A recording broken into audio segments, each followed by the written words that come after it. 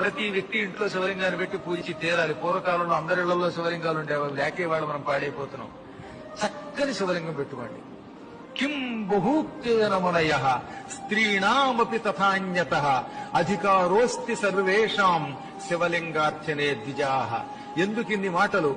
శివలింగం అందరి ఇళ్లలో ఉండొచ్చు, అందరూ శివలింగాన్ని ముట్టుకుని పూజించవచ్చు. స్త్రీణామపి ఆడువారికి, తథా అన్యత ఇతరులకు, అందరికీ శివలింగం మీద అర్చన మీద అధికారం ఉన్నది.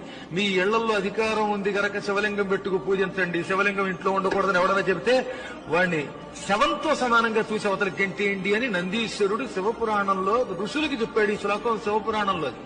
కాబట్టి అందరిళ్లలో లింగం ఉండాలి. ఇళ్లలో ఉండి తీరాలి తప్ప ఆ గుళ్ళోకి వెళ్లి మనం ముట్టుకోవడానికి దానికి నియమాలు ఉంటాయి. అక్కడ అర్చకులే పెడతారు. కానీ నీ ఇంట్లో నువ్వు లింగం పెట్టుకుని పూజించవచ్చు.